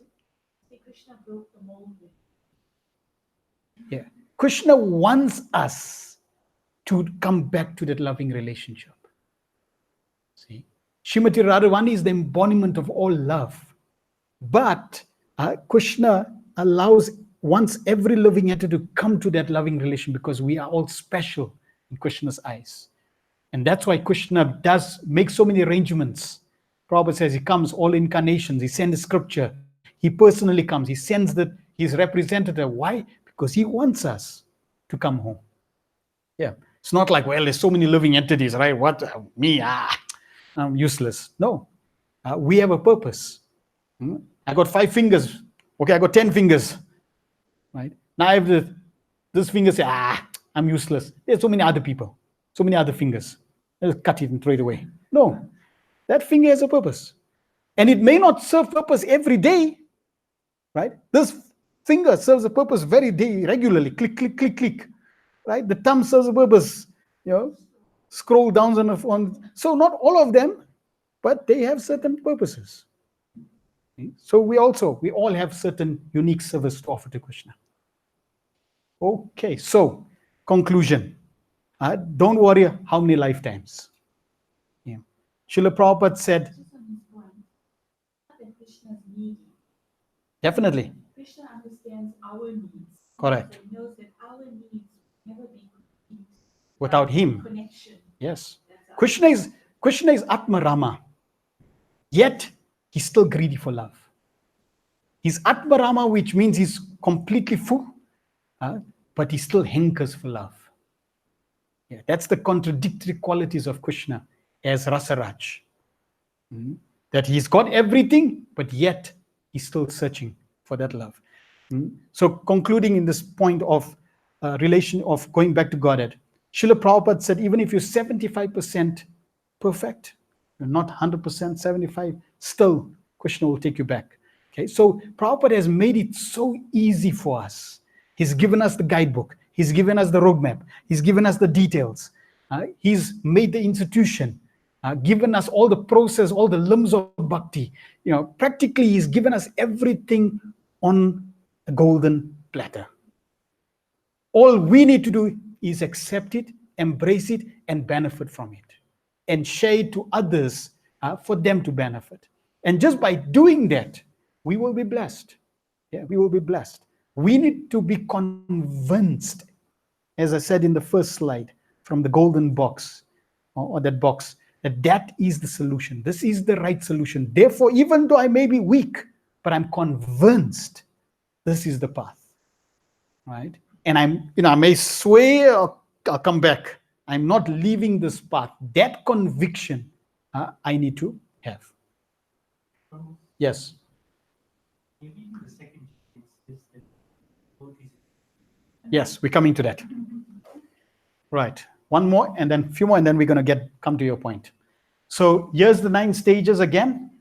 Okay. Now you'll notice these 9 stages are exactly here as in this first circle at the bottom. This is in the material world. Okay. Now remember, we read Prabhupada said these different stages, they have different subheadings, right? So these stages, Shraddha, Sadhu Sangha, Bhajana Kriya, Anatta, Nivriti, Nishta, Ruchi, Ashakti, Bhava, Prema. This is in the material world. Once I perfect Prema, which is within this material world, okay, this is what happens. I now go to the material world again. But this time, I go to Bhoma Vrindavan. I go to a material world, but I go to Vrindavan in the material world. I don't go directly to the spiritual world. I go to Bhoma Vrindavan, and Yoga Maya facilitates that. Okay? And I take birth, and this is specifically in the line of Lord Chaitanya Mahaprabhu. Okay, where I take birth as a female baby boy in the house of a gopi. And this prema doesn't end there. This prema starts to expand further. So there's further stages of prema. You can take prem and prema, Krishna, love of Krishna now got different stages. Sneha, man, pranaya, rag, anurag, bhava, and mahabhav. And only when you've now gone through all these stages and come to mahabhav, now you can go to Goloka Vrindavan in the spiritual world. Yes, one more time before you go to the spiritual world. Okay? Correct. And here, when you take birth in Vrindavan with Krishna, where he's now performing his pastimes live, okay, service in action live with Krishna and Radharani there, then you learn all the services, all the seva from the expertise like Lalita, Vishaka, and specifically, guess who's teaching you? Rupa Manjari. So now, guess who's teaching us? Rupa Goswami. And then when I get to Prema, then I go now back into, right into spiritual in Bhoma Vrindavan. Rupa Manjari is going to teach me until I perfect my life completely. And then I go back in the spiritual world, and there also I'll be serving under the guidance of Rupa Goswami, Rupa Manjari. Okay? And at the same time, I'll also be in Navadvip. That's why one is we cultivating our devotion, at the same time we spreading Krishna consciousness. Both have to be done within our line. Okay? Not one, both. I heard, I don't know if there's a scriptural reference to it, but I heard that from Shraddha to Bhav is experiencing this material conception of life. And the Bhav gets so ripened, then it cannot be contained in this material body, that one has to leave and assume a spiritual form to then exhibit prema. So that's prema, Yeah. right before you go back to the spiritual world. Yeah. The visa out. Correct. Yeah. That's, you can't, if you don't have that, you can't go out. You can't, or at least you can't go to Bhoma Vrindavan. Correct. So you still have to be completely in love with Krishna at that point. And Madhura Kanabidi very clearly describes, because at that point Krishna comes and Krishna teases, transcendently teases all your senses. Right? So Krishna will manifest. You already have love of Krishna because now you're at the stage of bhava, right? It's the first ray of love of Krishna. Then you get prem. Krishna comes there. He shows you his beautiful form. So your eyes, it's explained, all your senses drink Krishna's form. Your ears, your noses, all your senses take on eyes. And they see Krishna's form. And they all become so enamored by Krishna's beauty that you faint in ecstasy. Right? Then Krishna, his body is transcendent. He has a beautiful smell, scent. So now this beautiful scent, you wake up, you start to smell Krishna's body. All your senses take on the form of smell. And you consume the smell of Krishna. Such ecstatic smell, you faint in ecstasy. Then Krishna blows his flute. And you wake up again. Now he blows the flute. all your senses take on the form of ears, and you drink this nectar of Krishna's flute. You become totally immersed in love, and you fall again in ecstasy. Like that, Krishna teases all your different senses to such an extent that he completely, you could say, bewitches you to be completely Krishna conscious and nothing else. Then he disappears. At that point, what do you think is going to happen to you? Because you don't want, your family members say, Prabhu, come home. You're not interested in home. You just met the Supreme Personality of Godhead who teased your senses, all your senses, mesmerized them, completely gave them, you could say, the most nectarian tastes that ever exist in creation. You don't want anything else. At that point, you basically cannot live without Krishna. And you die in separation from Krishna, because now your eyes, what do you want to see? Only Krishna. Your ears, what do you want to hear? Krishna. Your nose only want to smell Krishna. Your tongue only want to taste Krishna. Your sense of touch only want to touch Krishna. You don't want anything but Krishna, Krishna. You're looking around, Krishna doesn't exist. He disappeared. In separation, your heart burns in separation, and you about to leave your body and die. Just at the point of leaving your body and just about dying, Krishna appears, embraces you, and takes you to Goloka Vrindavan. Okay, so that's generally what happens at that stage. Okay, but that's the journey. Okay, last slide. In terms of stages of eradication, which is also related to the different stages. Okay, this is also in Madhurya Kadambini. You'll find that there are offenses that are in bhakti, there are offenses or reactions of sin and pious activities, and then there are nama, parad, and offenses. Bhakti gets complete eradication at the stage of nishta and absolute eradication at the stage of ruchi. So any activities in the stage of bhakti, any offenses cause on the stage like seva parad, different types of offenses, dhamma parad, seva parad, they get absolutely eradicated. There's no remnants, there's no taste of that left, okay, at the stage of ruchi. Sins and pious activities, they also give you a reaction. They leave remnants. Complete nishta, absolute at the state of ashakti. This is the most dangerous, nama parad.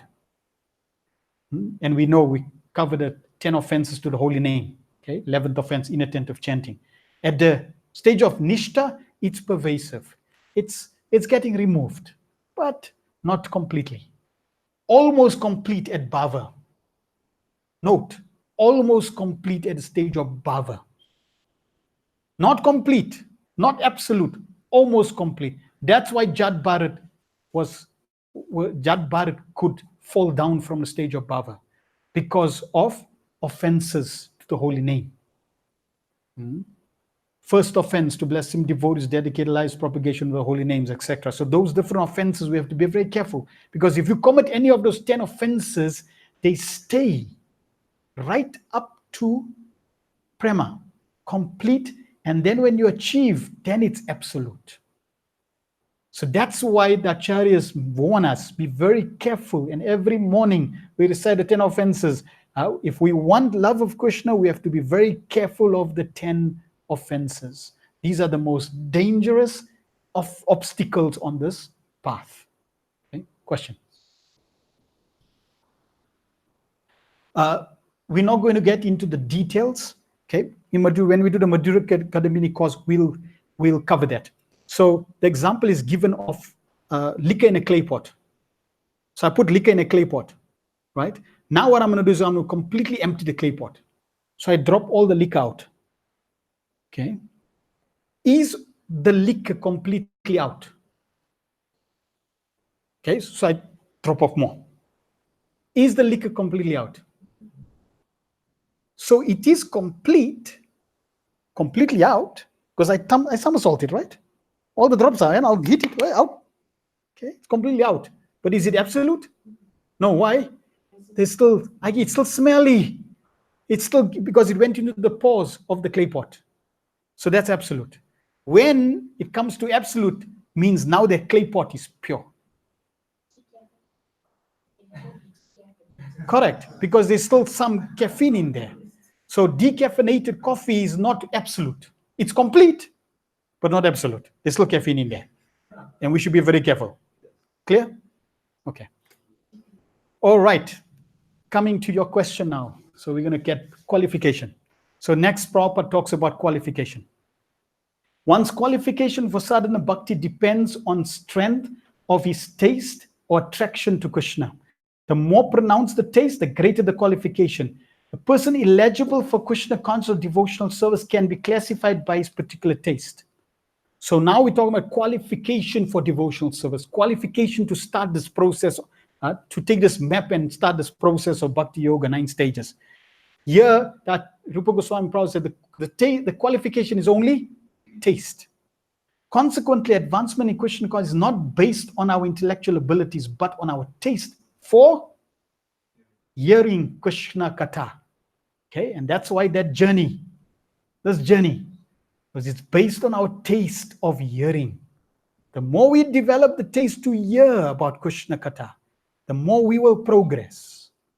Actually, there's a statement that humility, in order to hear Krishna Katha, is humility, the sign of humility.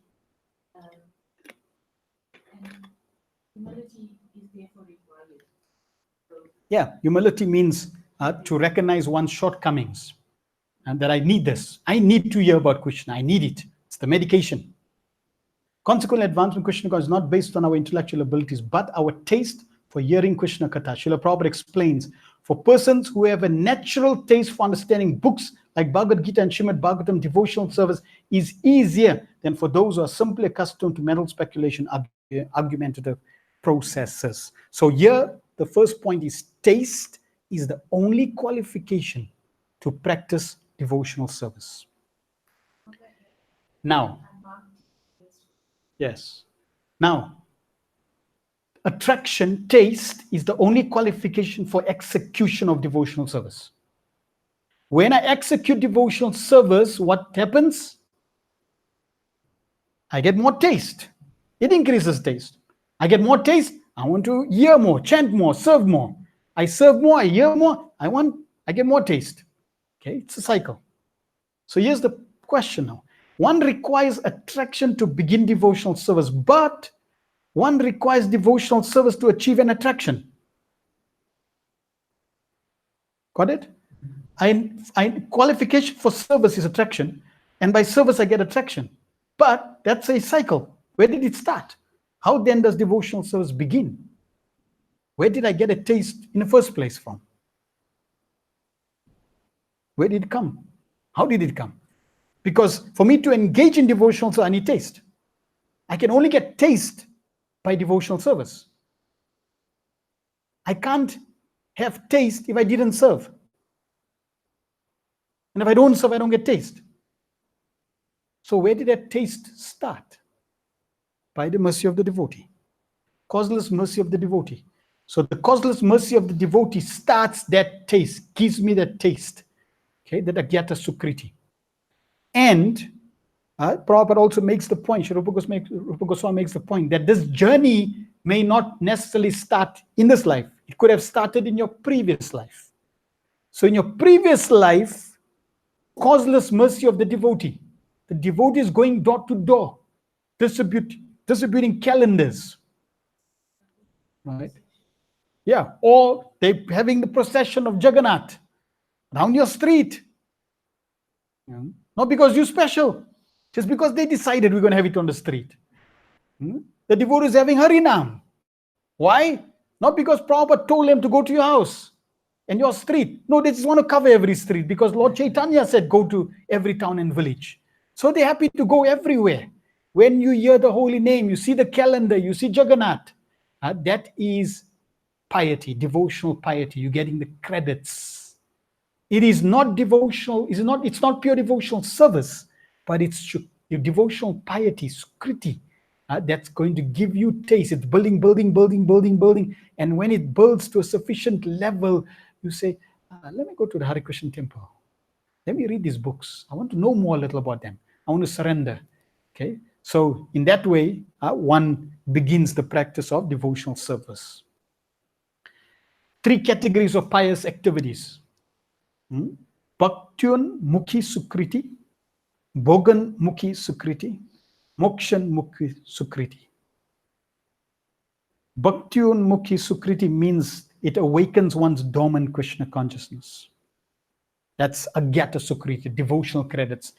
The devotee comes to a new person, speaks to him, shows him a book. When Prabhupada says anyone touches the book, their life will change. It's because of this Sukriti, this pious activity. Pious activity in the realm of bhakti.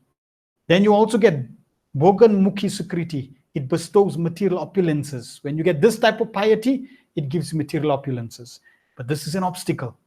Mokshan Mukhi Sukriti enables a living entity to merge into the existence of Supreme, are called, these are different Sukritis, okay, from this verse. So that's also an obstacle. The good fortune of Bhakti, Bhaktyun Mukhi Sukriti is attainable only when one comes in contact with a devotee. See, Prabhupada went to the West. He created everyone's Sukriti.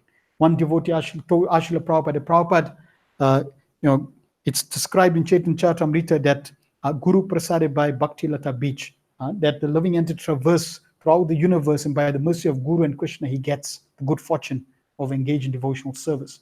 We are so unfortunate. We have no fortune. How did we come in contact? Prabhupada said, I created your good fortune. Okay, so the pure devotee, by his mercy, he creates our good fortune. That gets us into the cycle. Then we can continue engage in devotional service and increase our taste. Now we come to the definition of sadhana bhakti. Krita sadhya bhavet sadhya bhava sa sadhana abhida. Nitya siddhasya bhavasya prakritam ridi sadhyata. When transcendental devotional service by which love for Krishna is attained, is executed by the senses, it is called sadhana bhakti, or regulative discharge of devotional service. Such devotion eternally exists within the heart of every living entity. The awakening of this eternal devotion is the potentiality of devotional service in practice. So, devotional service, pure devotional service exists in one's heart eternally. All right. Sorry. Prabhupada and then came and gave the devotional seats natural. Yes. And also he started his service. He started his devotional life. So the devotional bhava devotion is already there in one's heart. Okay? By engaging one's senses in the service of Krishna, that service has the potentiality to revive one's love, dormant love. Therefore, that service becomes sadhana bhakti, service in practice, devotional service in practice. That's called sadhana bhakti. Activities that have the potential to revive one's dormant love. It is not just any activity. The activity is classified, and it also has the potential to revive one's practice. And that's why we mentioned that as we progress on this path, what happens is our heart becomes purified and we revive this love. All the auspiciousness, all the characteristics, they start to manifest as one advances. So really, we're not transforming. It's not like we say Krishna consciousness transforms my heart. No. Many motivational people, they speak like this. You transform your life. You become a better person. Krishna consciousness transform. No, Prabhupada said Krishna doesn't transform. Krishna consciousness is all about revival. We are reviving our original nature. And naturally, when you revive your nature, you're different from your old nature. So therefore, Krishna consciousness by practice revives our love for Krishna. And when our love for Krishna revives, we will be more lovers of Krishna. What's the relation between sadhana and bhava? That means practice sadhana and pure love of Krishna. What's the relationship? Sadhana bhakti is practice executed with the senses, mind, body, and words. Okay, so using our senses, using our body, which brings on the manifestation of bhava bhakti. It revives bhava bhakti. By engaging in the practical devotional activities, it starts to revive my devotion. It is not that sadhana bhakti mechanically generates bhava bhakti. Sadhana bhakti does not mechanically generate devotion. Bhakti is not mechanical, nor is it achieved by any mechanical process. If I do some, for example, I sweep the temple, that sweeping of the temple does not generate bhakti. Okay? I'm using the japa beads and I'm turning the beads. It's a mechanical process. I'm chanting. It's a mechanical process. I'm using my senses. Okay, that is not sadhana bhakti, because that mechanical process will not revive devotion, because no mechanical process can revive devotion. Prabhupada said, don't chant like the parrot. Hare Krishna, Hare Krishna. The parrot doesn't understand what is chanting. Okay, so we don't want to chant like that. Why? Because only bhakti causes bhakti. Devotion gives rise to devotion. Not a mechanical process gives rise to devotion. So it's not the mechanical process that's giving you devotion. But the mechanical process is important because that's the initial stages, sadhana bhakti. Using one sense. I need to use my tongue to chant. I need to use my fingers to touch the beads. So there's some ingredient that's required, not just the mechanical process. How does sadhana bring on the manifestation of bhava bhakti? Like this: adhering to the practices of sadhana, regulative practices, regulated devotional practices, chanting, hearing, serving. Adhering to the practice of sadhana purifies the heart. Gradually, a genuine longing for the Lord's service appears. When executed with longing, with genuine longing, sadhana has the potential to awaken bhava bhakti. Not just the parrot-like chanting, or not just like the child crying for its mother, but the genuine cry of a child for its mother, Prabhupada says. Because a child can cry mentally. I want something, but the child was just crying mentally. Okay? But genuine cry has to come from the heart. Some longing, some attachment, some want. I want to. That longing has to be there with the practice. Okay. Therefore, we get what we call a ritual. So turning your beads is ritual, right? Turning your beads is a ritual. Turning incense is a ritual. Sweeping is a ritual. Hearing is a ritual. Take that ritual and add some spirit, some devotional spirit. When you add some devotional spirit, it becomes spiritual. So spiritual is a ritual with some spirit of devotion. And that becomes spiritual practice. That becomes devotional practice. That is bhakti. Any ritual minus devotion will not get you anywhere. It's a waste of time. Chanting with no devotion, no spirit, no heart is the waste of time. Blank shots. It's like shooting blank shots. It's not going to kill the person. Right? You want to add the spirit of pleasing. You want to add the spirit of longing. You want to add the spirit, I want to please Krishna.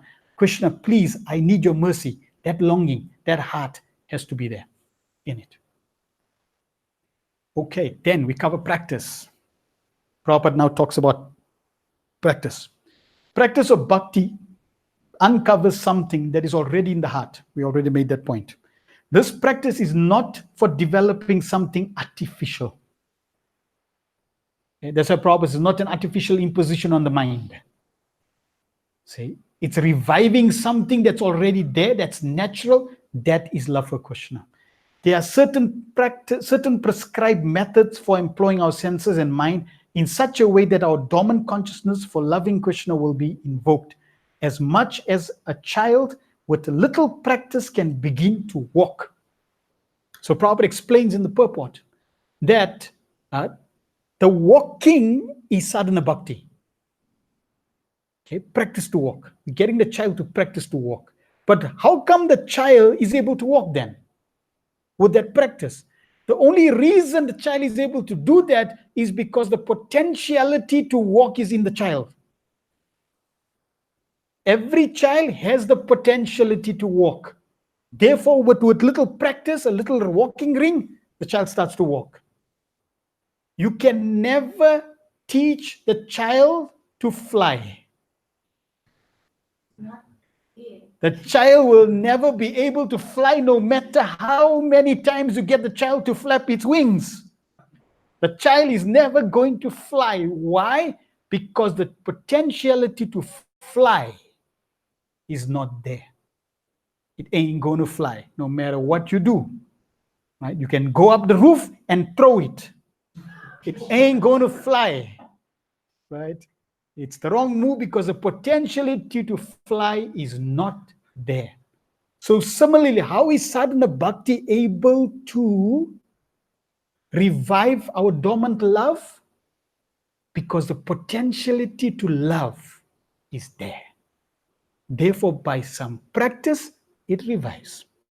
And suitable practice will revive that. Which means that anyone who's serious and sincere, who applies the process of Krishna consciousness given by Srila Prabhupada, will have the desired result, because it's a science. Now we come to the essence of bhakti. The essence of sadhana bhakti. So if we had to take, because there are many aspects to it, the essence is like the cream. What's the essential ingredient? Why are we doing this? What's the focus of all the practices? The chapter 8, 9, 10, 11 is all going to cover all the different practices, 64 different practices of sadhana bhakti. Why do we have to engage in all these practices of 64 different angas, limbs of bhakti? What's the essence? What's the cream? If I have to take away one thing out of it, what is it? The essence of sadhana bhakti is to fix the mind on Krishna. That's it. Nothing else. It's not for arthritis. Right? It's not I need to practice because I'm getting arthritis. I can't, I need some exercise. It's not for exercise. Right? It's for remembering Krishna. That's why.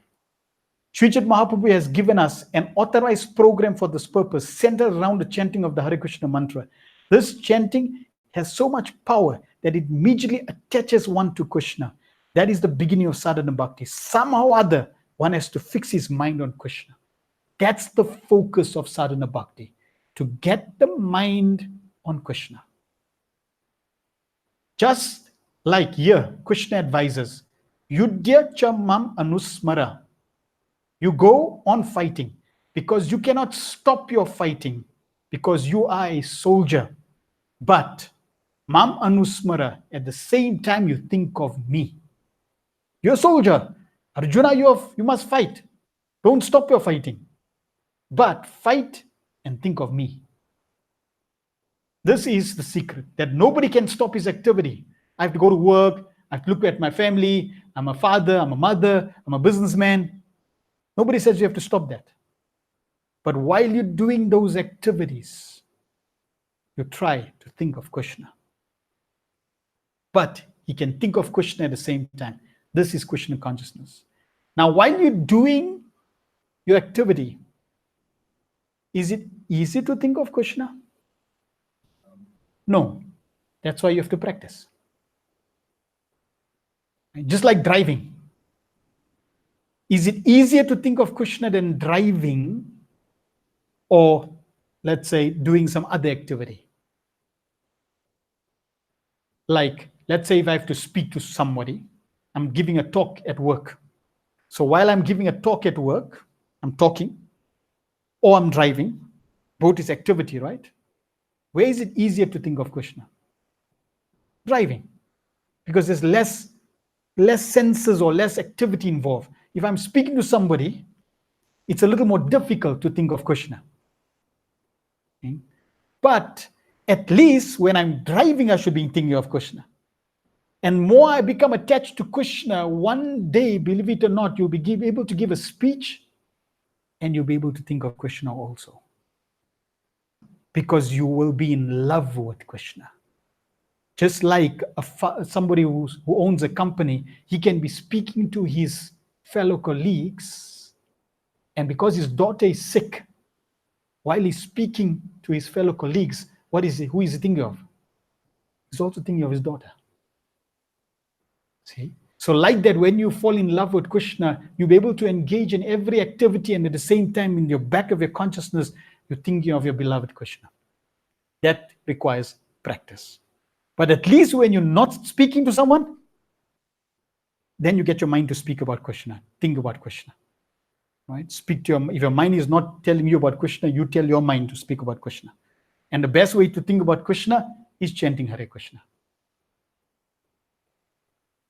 Right, 2 types of sadhana bhakti. In the beginning, by the order of his spiritual master, one rises early in the morning and offers arti. And then he develops real attachment. When he gets this attachment, he automatically tries to decorate the deity and prepare different kinds of dresses and thinks of different plans to execute his devotional service nicely. So in the beginning, by the order of the spiritual master, you rise. So the guru tells you, scripture tells you, you do it. That is sadhana bhakti. It's specifically called Vaidhi sadhana bhakti. But when you develop a spontaneous attraction, which means now the guru doesn't need to tell you.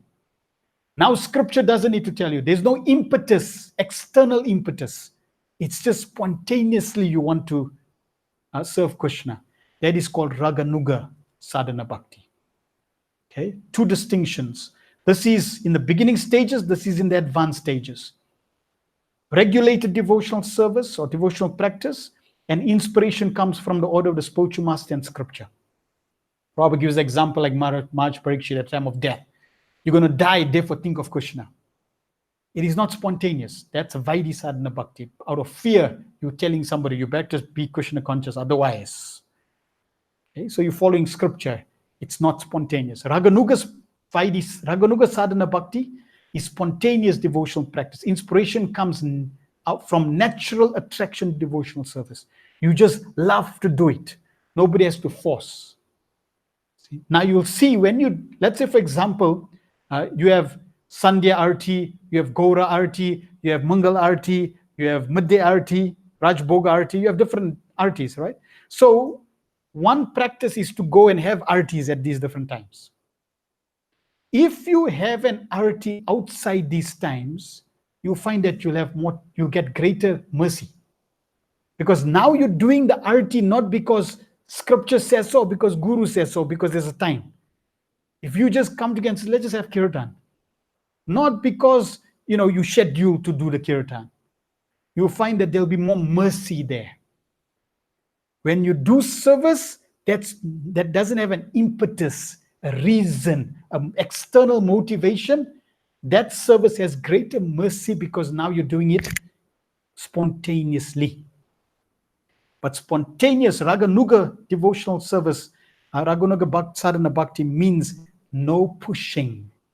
You just naturally love to do it. Question? It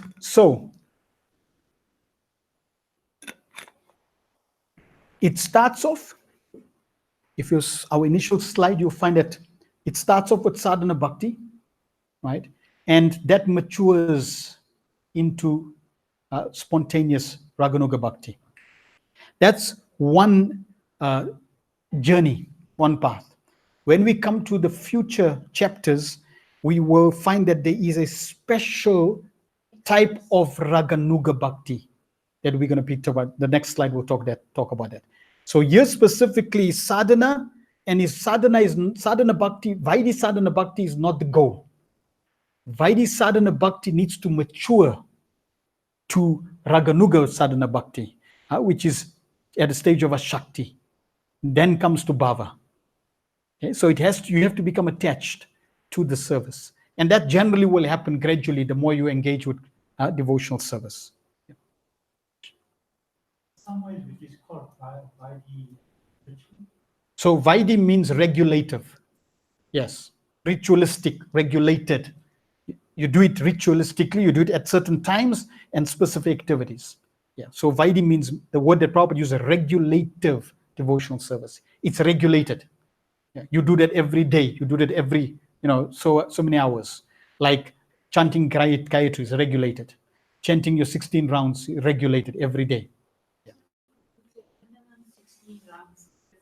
16 is It's a regulation.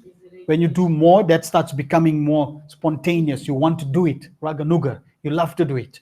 It's not like 16 bus. That's ritualistic. Yeah, the heart has to be attracted. The heart has to melt for Krishna. The converse is, oh no, not again. Right? You mean I just did that last week. I just did that service. You mean nobody else can do it? See, that's the converse. Yeah, that means you're going down the ladder. You're really not going up the ladder. Up the ladder means you have an attachment, love for serving Krishna. So here's the Raganuga Bhakti that we're going to talk about.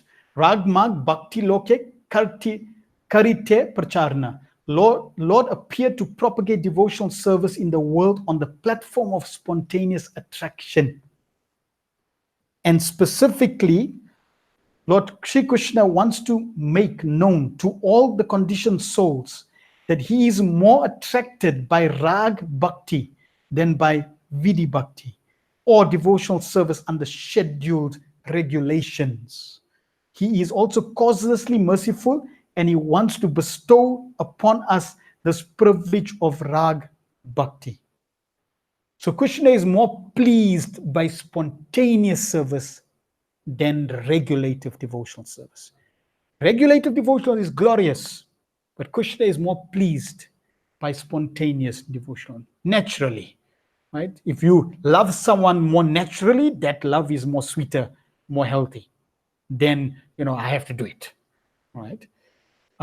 And Lord Chaitanya Mahaprabhu came to give us the love of the residents of the gopis. That's the love that Lord Chaitanya is coming to give in this line.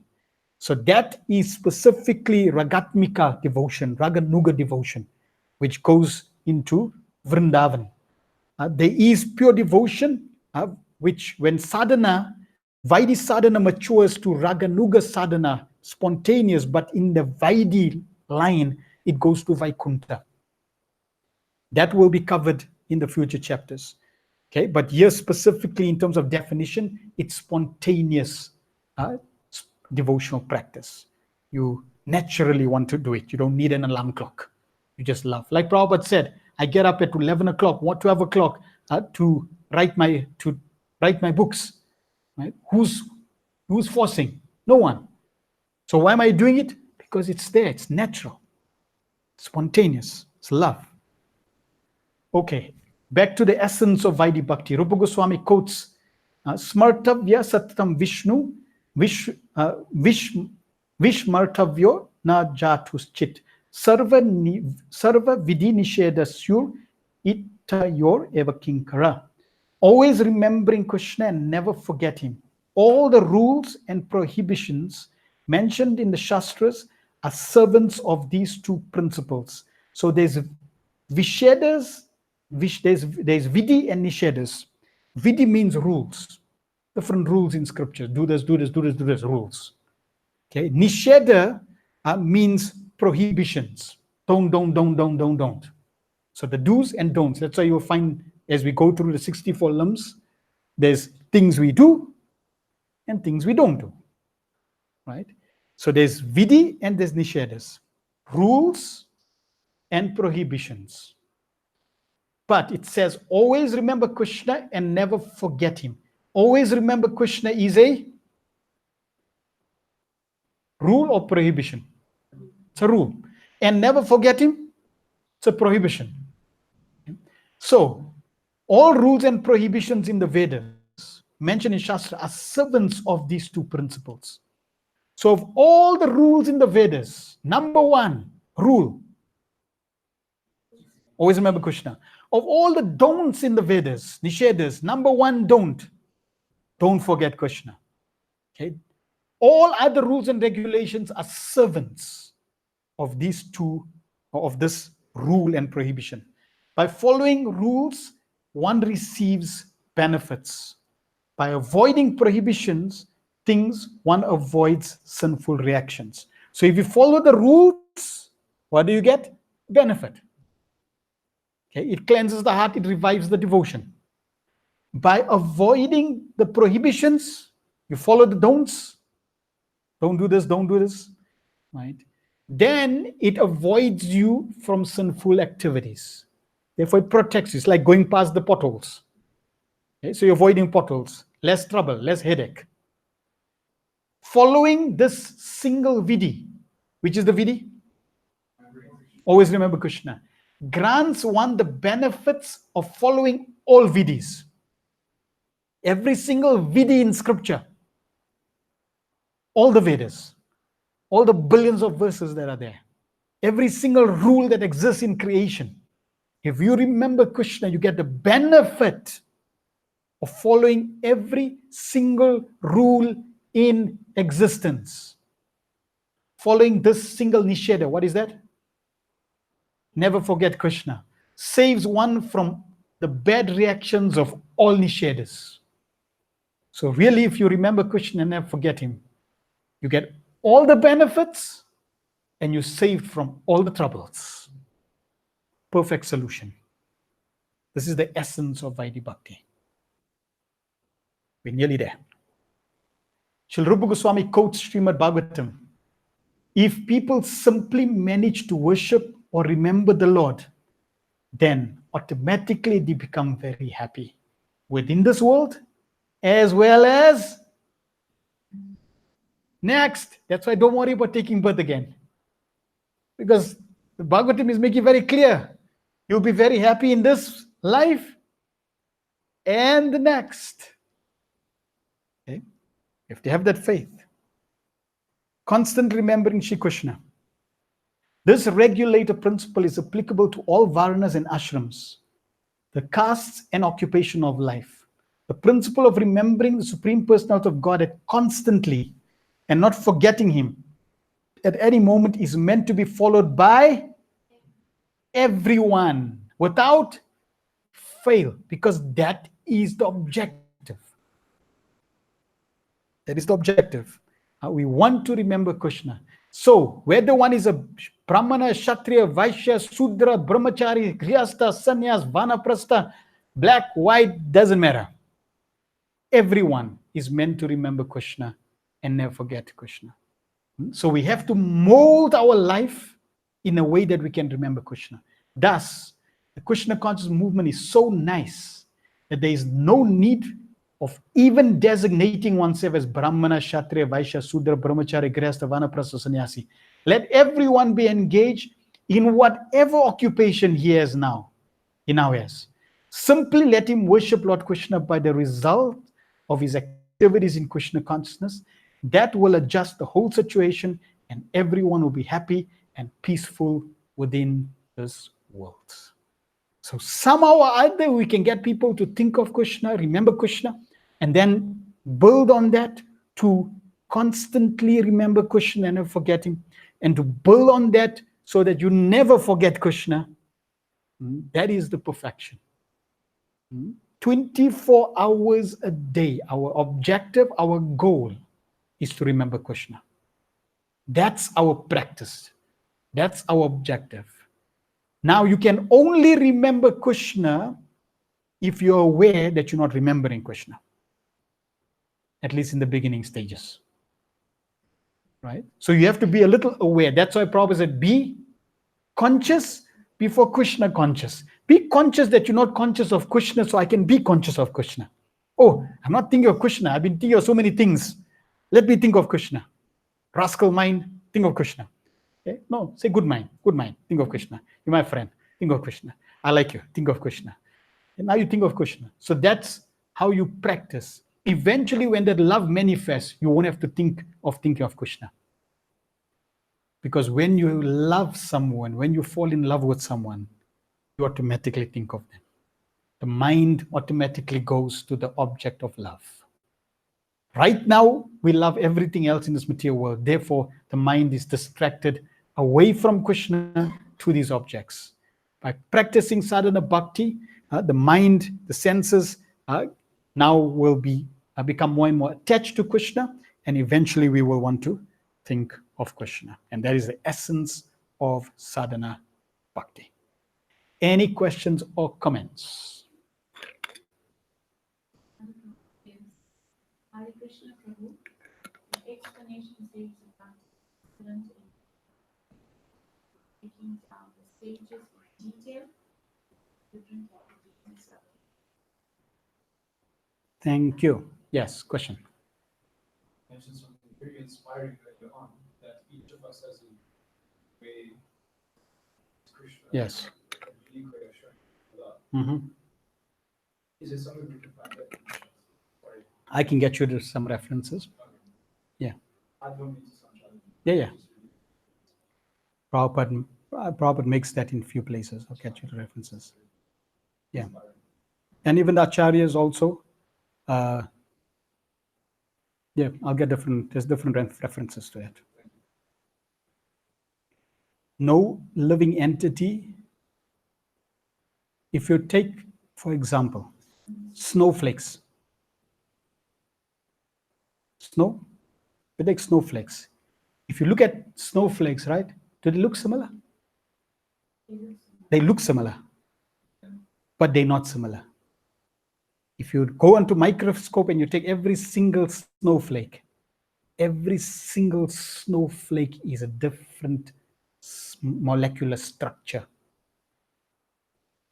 And how many snowflakes are there if there's snow? Unlimited, billions of flakes. But Krishna made each one unique. That's Krishna. So like that, yeah, every living entity is special, is unique. Okay, I'll give you some references now. If you take, Prabhupada says that if you take every single person, no face is identical. And the reason why no face is identical, even twins, right? No face is identical. Reason is because the face is the index of the mind. And because the face is the index of the mind, and no face is identical, that means no mind is identical. And the mind gets all his impressions and samskaras coming from the soul. Therefore, no soul is identical. Yeah.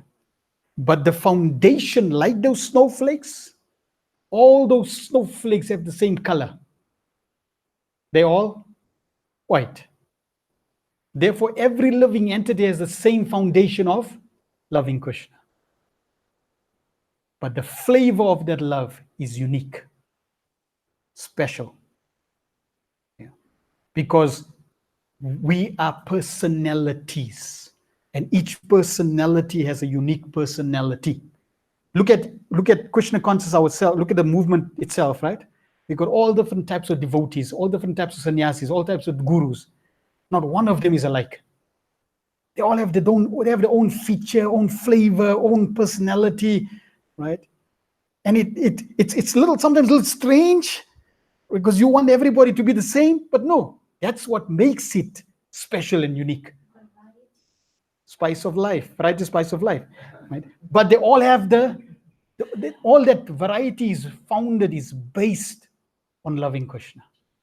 Yeah, that's what makes it the binding force. And that's what makes it special. Yeah. Every gopi, Radharani expends billions of gopis, not just one, billions, because she has unlimited potencies. Every single potency is expended, and every single potency is unique. So every gopi that serves Krishna is serving with a different flavor. Yeah. So there's so many ways we can, give you different references to show that uniqueness that each living entity has for Krishna. Yeah. Okay. Good. Yes, Sanjay. So if you are obviously in the beginning stages, you need all the have to.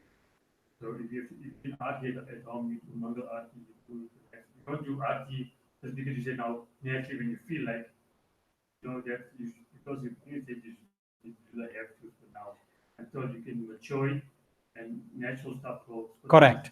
So in the beginning, we follow, the advice of, like for example, Srila Prabhupada or the spiritual master, Shiksha Guru, Diksha Guru. They'll guide you according to your situation, right? Because remember, Mangalarti, even though it starts at 4:30, but I mean, it may not be practical at home. So then with discussions, I find, okay, what would be most practical? And then I work out a practical program in the morning, and that becomes my sadhana bhakti. Yeah. The times of the parties are all very scientific, most inauspicious times listed for 6 times. And inauspicious, so the artis are there to create auspiciousness. Like you take Mangal Arti, Lord Shiva and all the Buddhas passing at that time. If you're not in Mangal Arti, and other association. So it's Yeah. Day Arti, when there is inauspicious, and we have to Arti. If you want to like be outside the Arti, the risk. Yeah. Ultimately, you want to engage in devotional service during those times. So even the rules and regulations that are there in scripture is not whimsical. See, they have a certain basis of why. Sandhya Arati, the Buddhas are going back. So if that's why they say, for example, if you conceive during Sandhya, Hiranyakashipu is coming. Because that's inauspicious time. So that's why Sandhya, you in Sandhya Arati. You're protecting yourself, you're glorifying Krishna. And then all the things that are offered Arti is all according to regulation, right? Not like offer shoelace or something, it's the specific items. And then the Hari Bhakti Vilas will tell you, okay, offering of that water in the concha, it has so much benefit. The person who's offering will tell you what's the benefit that person gets. The person receiving it on their head, there's a benefit for that person. So for each item in the Arti, once has been a research. Like And that's the whole point about sadhana bhakti, is prescribe regulated practices, do's and don'ts. And as best as possible, we try to abide by these rules and regulations. And only when one comes to Raganuga platform does the regulation slowly fall away. See? When one becomes a Ragatmika devotee or Raganuga Bhakta, then he's not following based on rules, regulations. Rules and regulations don't feature at all. Yeah, it's the spontaneity of love. But that's a very exalted and high level. No, because it's not a regulation. Yeah, and remember, again, if we start with the foundation of sadhana bhakti, right? Just a simple basis of the definition. The definition of sadhana bhakti is for the pleasure of Krishna, not for your pleasure. You like Santa Claus, that's your problem, right? Don't bring Krishna to the platform of Santa Claus. We should take Santa Claus and bring him to Krishna, not the other way around. we should just Santa. No, we must give him a bead bag and chant, get him to chant. Yes, right. So when you dress the deity as Santa Claus, right? Now you come, those who are materialistic, who are into Christmas, they'll say, "Hey, nice." That means it's going against the principle of sadhana bhakti. You meant to remember Krishna. What you've done, you got them to remember Santa Claus. Completely gone against the process of nectar devotion. See? Whereas if you put a bead bag on Santa Claus, now they come and say, "Hey, he's Hare Krishna." Now you got them to see Santa Claus and think of Hare Krishna. That's proper. Yeah, because the essence is to remember Krishna, not Santa Claus. So those that dress the deities in Santa Claus, unfortunately, have not studied Nectar devotion. Yeah, they need to go back and study it again. And you'll see every single practice that we apply in devotional service, we can apply this. And that's what makes it alive. That's what makes it more relevant. Because it's just not theory. In every action, in everything I do, right? For example, Papa Bijam, we can see, am I engaging in sinful activity or am I engaging in devotional service? Am I thinking sinfully? Am I thinking of Krishna? See? Because I can flourish either. I can flourish my material desires and I can flourish my devotion at every moment. So I have to see, what do I want? If I'm convinced I want Krishna and I want pure devotional service, I'll be able to say, okay, this is wrong, this is right. And I'll please Krishna if I accept the right thing. Okay. All right. Thank you very much. We'll stop there. Srila Prabhupada ki jai.